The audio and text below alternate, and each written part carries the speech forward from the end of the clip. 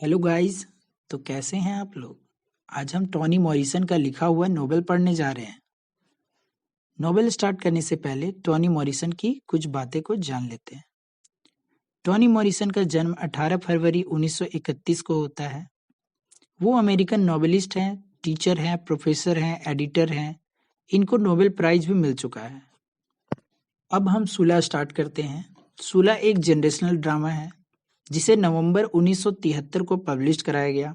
इसमें मेनली दो लड़कियां हैं, एक सूला जो इस स्टोरी की प्रोटैगनिस्ट है, दूसरी उसकी फ्रेंड नेल।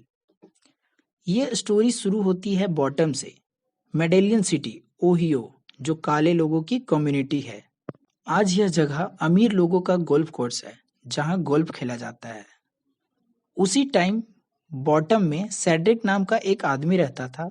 वह 1917 वर्ल्ड वार वन में लड़ने गया था और वह विटनेस है कि उस टाइम यूरोप में कितना वायलेंस फैला था। और अब वह बॉटम जब वापस आता है तो वह लोगों के सामने एक प्रपोजल रखता है कि साल में नेशनल सुसाइड डे के नाम पर एक छुट्टी रखी जाए। हर साल गलियों में घंटी बजाकर प्रदर्शन करता। कुछ दिन सब लोगों ने सेड्रिक को इग्नोर किया, लेकिन धीरे धीरे ये डे कैलेंडर का पार्ट बन गया। यहीं बॉटम में हेलेन राइड नाम की एक महिला रहती है जिसे इसकी ग्रैंड मदर ने पाला। धार्मिक और मोरल बातें सिखाकर इसे बड़ा किया। जब हेलेन बड़ी हुई तो इसकी शादी विली राइट नाम के एक कुक से करा दी गई। दोनों पति पत्नी बॉटम में आकर रहने लगे। इनकी एक बेटी हुई जिसका नाम नेल हेलेन रखा गया। हेलेन नेल हेलेन को हाईली रेपुटेटेड वुमेन बनाना चाहती और उसका पालन उसी तरह से करने लगी। अब जब नेल हेलेन बड़ी हो जाती है तो हेलेन उसे न्यू ऑरलियंस उसकी दादी से मिलने के लिए ले जाती है जिसका नाम सिसिल है। ट्रेन में जाते समय ट्रेन का कंडक्टर जो एक रेसिस्ट था वह हेलेन पर चिल्लाता है। हेलेन स्माइल कर रिस्पॉन्ड करती है। जब वो दोनों न्यू ऑरलियंस पहुंचती है तब तक सिसिल का डेथ हो जाता है। अब वो दोनों राचेल से मिलती है।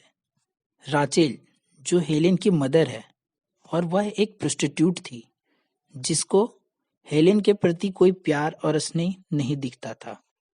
यहीं बॉटम में एक और घर है सुला पीस का। इसको इसकी ग्रैंड मदर ने बड़ा किया। उसका नाम ईवा पीस है जो एक लंगड़ी औरत है जिसका एक पैर कटा हुआ है। सुला की मदर का नाम हना पीस है। ईवा सुला की ग्रैंड मदर जिसका शादी बॉय बॉय नाम के एक आदमी से हुई। जब ईवा के 3 बच्चे हुए तो बॉय बॉय ने उसे छोड़कर भाग गया। एक बार की बात है, ईवा बॉटम को छोड़कर चली गई। जब वापस आई तो उसका एक पैर कटा था। लोग ये बातें बनाने लगे कि ईवा इंश्योरेंस पॉलिसी के लिए अपने पैरों को कटवा ली ट्रेन से। ईवा का छोटा बेटा वर्ल्ड वार वन में लड़ने गया था। वापस आया तो उसे ड्रग्स लेने की आदत हो गई। ये दर्द ईवा से देखा नहीं जाता था तो उसने अपने बेटे को केरोसिन डालकर जिंदा जला दिया जब वह सो रहा था उस टाइम। ईवा का बड़ा बेटा हमेशा ईवा को भाई की जान लेने पे ब्लेम करते रहता था। अब 1922 की बात है। सुला और नेल दोनों 12-12 साल की हो जाती हैं।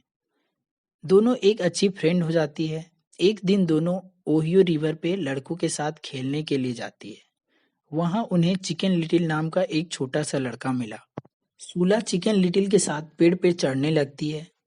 अचानक से चिकन लिटिल का पैर फिसल जाता है और वह नदी में गिर जाता है। अब दोनों लड़कियां डर जाती है। चारों तरफ देखने लगती है कि कहीं उसे कोई देखा तो नहीं। वहीं सामने सेड्रिक का घर था। उन दोनों ने सेड्रिक के घर गया और सेड्रिक से पूछा, क्या आपने कुछ देखा जो कुछ यहाँ हुआ? सेड्रिक कहता है, ऑलवेज। यह सुनकर सुला डर गई।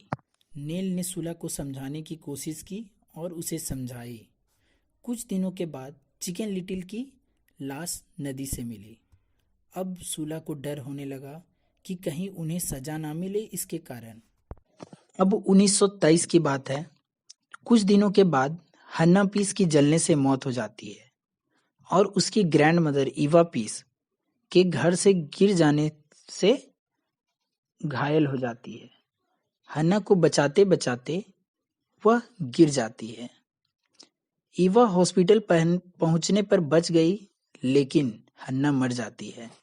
अब साल 1927 को नील की शादी एक हैंडसम मैन से हुई जिसका नाम जूड ग्रेनी है। दोनों शादी के बाद तुरंत ही फैमिली स्टार्ट करना चाहने लगे। वेडिंग हो जाने पे मीन्स शादी हो जाने के बाद सूला बॉटम छोड़ के चली गई 10 सालों के लिए। इस 10 साल में जूड और नेल के बहुत सारे बच्चे हुए और सूला प्रेम की तलाश में इधर उधर भटकती रही, लेकिन उसे ऐसे ही आदमी मिलते थे जो बस उसके साथ सोना चाहते थे। 1937 की बात है। सूला जब वापस बॉटम आई तो उसने अपनी ग्रैंड मदर से मिला और वह ग्रैंड मदर को बहुत सारी बातें बोलती हैं कि आपने इंश्योरेंस पॉलिसी के पैसे के लिए अपने पैर को कटवा लिया वगैरह वगैरह। उसने अपनी ग्रैंड मदर को आश्रम भेज दिया और अब जूड और सूला का अफेयर भी चलने लगा। जूड और सूला का अफेयर चलने लगा। एक दिन तो हद हो जाती है। नेल जब घर आती है तो देखती है कि सूला और जूड दोनों एक ही बेड पे हैं।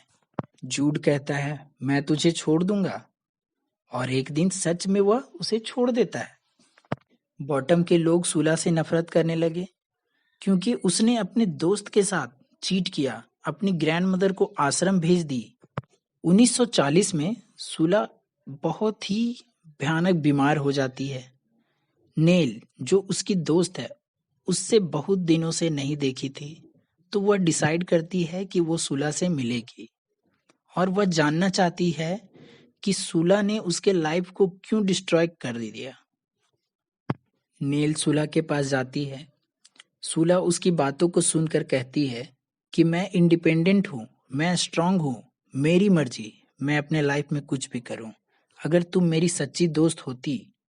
उसके बाद सूला ने कुछ ऐसा कहा नेल से जिसे सुनकर नेल वहां से चली गई।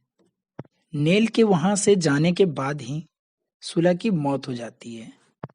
1941 में सैड्रेक गलियों में फिर से एनुअल नेशनल सुसाइड डे के लिए घूमता है। उसके पीछे दर्जनों लोग भी घूम रहे हैं। फाइनल चैप्टर 1965 की बात है। नेल मिडिल एज की वुमेन हो जाती है। वह फिर से डिसाइड करती है कि वो ईवा से मिले।